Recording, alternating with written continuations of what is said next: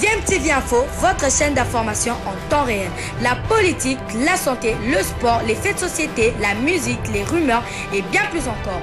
Vous découvrirez cela dans notre chaîne DMTV Info.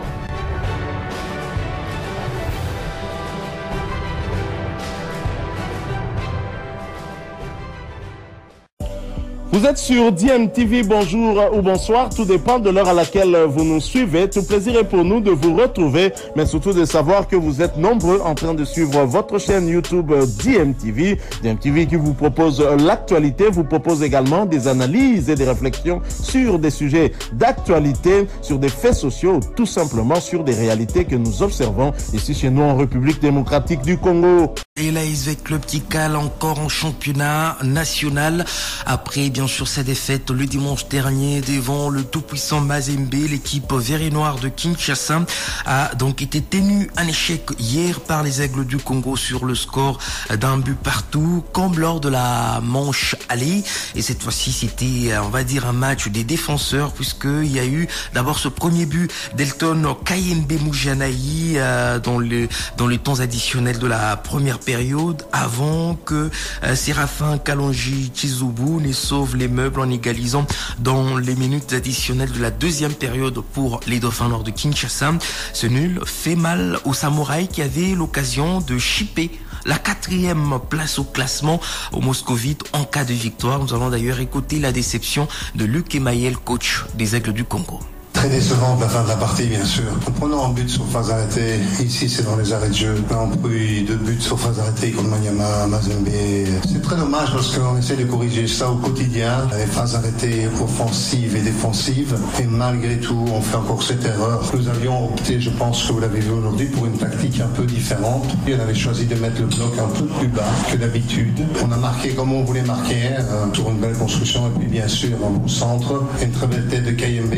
Nous étions dans la gestion vraiment de la partie, c'est ce que nous voulions aujourd'hui. Je crois que Vita, malgré son passé, je pense que, comme vous l'avez dit, c'était une équipe à notre portée aujourd'hui. Et là, je crois qu'on a perdu 2 points vraiment précieux et c'est malheureux, comme vous l'avez dit, exactement, une nouvelle fois sur une erreur à répétition. Je ne sais pas, c'est la 40e depuis le début de la saison, mais c'est dur à avaler, la pilule est dure à avaler. Quand un joueur adverse vient lancer comme ça, on est battu de la tête. C'est une erreur, je crois. Là, je crois que c'est simplement là. C'est au niveau de la concentration ou de l'intelligence footballistique, je ne sais pas. Mais c'est pas une question de physique, puisque on peut rivaliser de la tête et ces garçons qui sautent peuvent être largement à la hauteur de l'adversaire.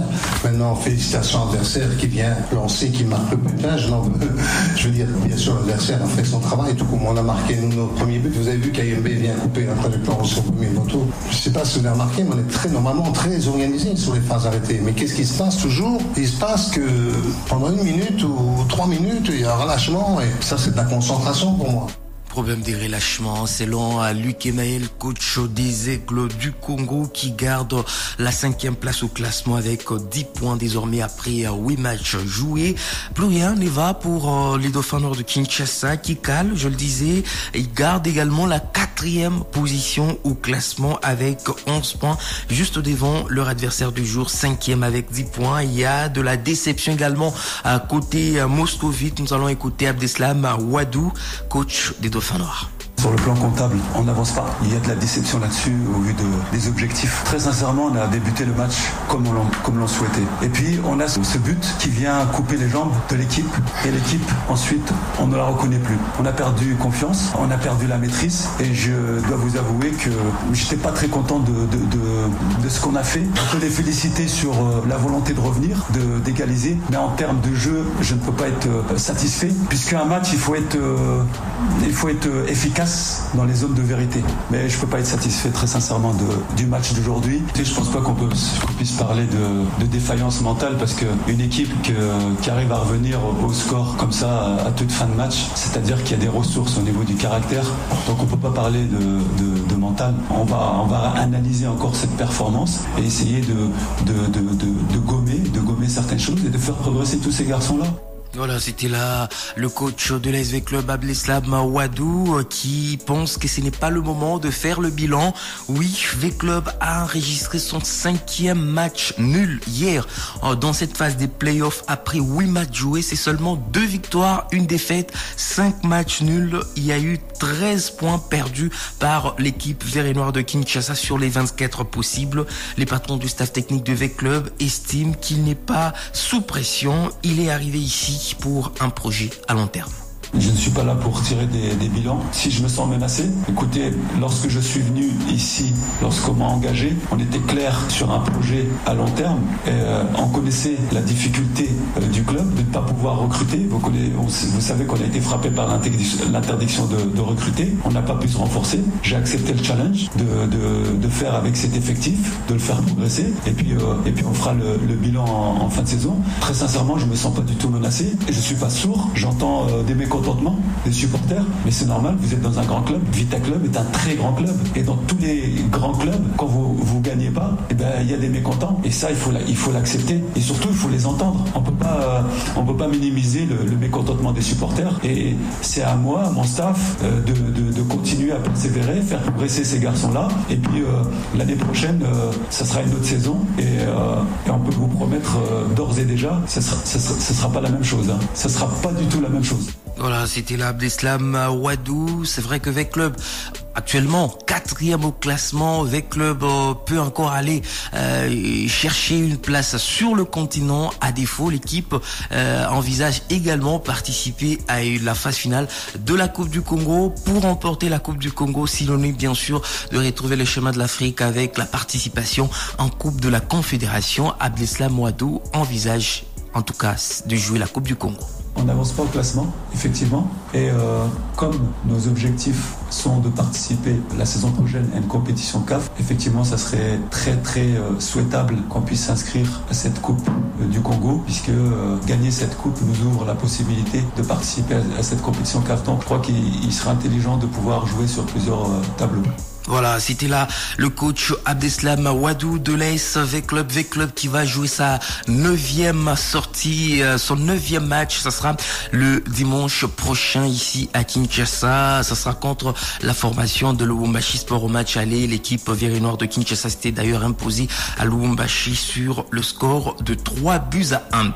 Mercato dans ce journal des sports. Nous allons d'ailleurs parler d'un ancien joueur de l'AS V-Club qui va donc découvrir un nouveau championnat. Shadrack Muzungu s'est donc engagé avec la formation de Kelatan United FC, club évoluant en première division en Malaisie. Son nouveau club a donc officialisé l'arrivée de l'attaquant polyvalent. Kelatan United n'a pas communiqué sur la durée du contrat signé par le vainqueur de la Coupe de la Confédération en 2022. Et l'ancien joueur de la Renaissance du Berkane, 26 ans, n'a pas mis du temps à s'acclimater avec ses nouveaux coéquipiers. Muzungu s'est entraîné pour la première fois sous ses nouvelles couleurs. Je rappelle qu'après V-Club, il avait fait un saut en Espagne et puis il est rentré sur le continent au Maroc où il a joué au sein de la formation La Renaissance de Berkane. Il s'est donc offert un nouveau défi et va donc découvrir un 3e continent dans sa carrière. Et pendant ce temps, il y a également William Balikwisha qui est donc annoncé en Allemagne. D'après les informations de Bild Sport, Schalke 04 aimerait recruter à l'international congolais en cas de maintien en Bundesliga 2. Cependant, aucune offre officielle n'a été faite pour le moment par l'écurie allemande. Le championnat de la 2e division allemande serait-il un bon tremplin pour le milieu congolais? On en saura un peu plus dans les prochains jours. Nous allons rester en Europe pour parler bien sûr de la Ligue des Champions de l'UEFA avec les affiches des demi-finales. Le Real Madrid qui va donc retrouver le Bayern Munich et le Borussia Dortmund jouera bien sûr l'autre demi-finale de cette compétition contre le Paris Saint-Germain. Le Real Madrid s'est qualifié hier au bout du bout à la séance des tirs au but devant Manchester City, 4 tirs contre 3 après un résultat d'un but partout à l'issue des prolongations, alors que la formation de Bayern Munich a donc battu Arsenal sur le score d'1-0.